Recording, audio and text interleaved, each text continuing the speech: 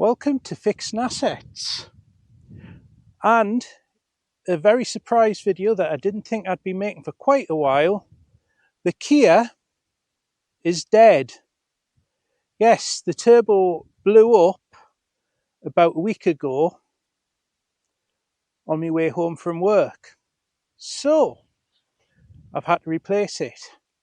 And my criteria was no VAG, no Stellantis, none of these SUV things with no four-wheel drive or whatever that, you know, Hunmobiles basically.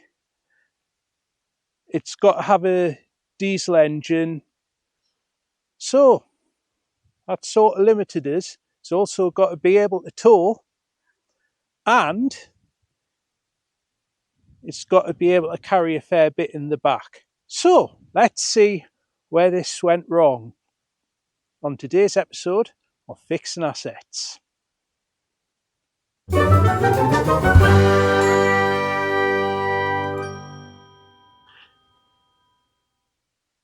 Is my Seat Ateca. It's got a 2-litre turbo diesel engine, 7-speed automatic gearbox. Yep, I wasn't fond of the idea of automatic. It is indeed an SUV,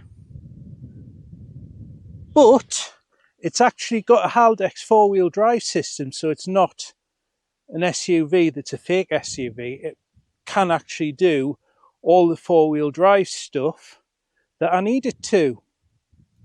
So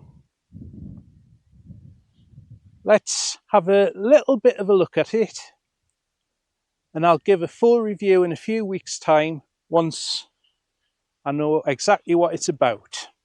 What you're going to be asking us is, what possessed us to go against pretty much everything that I said I wasn't going to?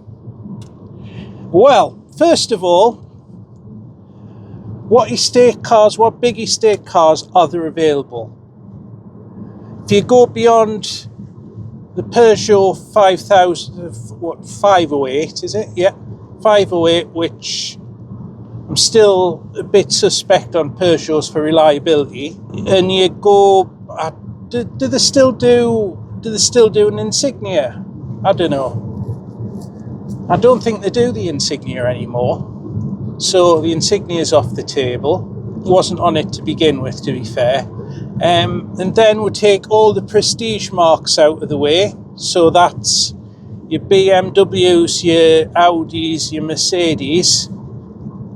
You've not got any estate cars that would be suitable for what I do with my daily driver. Skoda Superb. I did test drive one, and it was competent, but it just really what I wanted. Plus, this car isn't as long as Skoda Superb by a long way, and my car hasn't fitted on the drive since I bought the house. I was sat looking at the internet and I saw this one on Auto Trader, and I thought, that's £5,000 less than what I was wanting to pay, but it's got the same engine as the Superb, and it's got 4-wheel drive. So I looked up the towing capacity of it. It was 2.1 tonne. 2.1 tonne. Compare that to the 2 tonne of the Skoda Superb, the 1800 kilos of the Kia, which was, you know, adequate.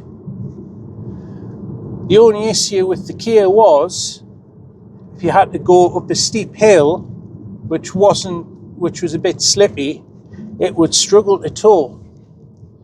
So the 4-wheel drive get around that. So the next thing I've got to get to is the VAG.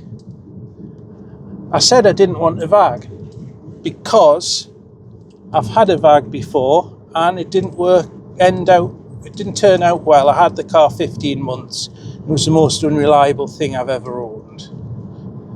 apart from any of the classics. And the reason being that things just kept going wrong with it under guarantee. Now, I'd expect it from a classic. I'd not expect it from a 1-year-old car. I wouldn't expect the clutch slave cylinder to go at 25,000 miles. Anyway, that's why I had discounted anything VAG in the past. However, in fact, I'm going to be going up. I'm going to take a nice little detour here.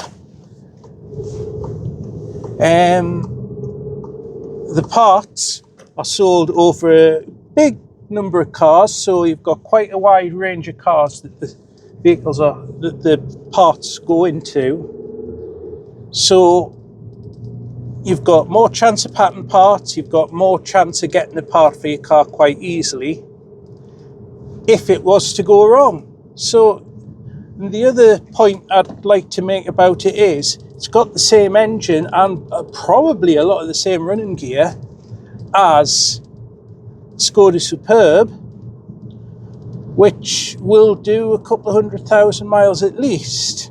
I mean, they wouldn't be so popular amongst Uber drivers if they didn't. Thanks for watching. Please like, comment and subscribe. Let me know what you think about the new car.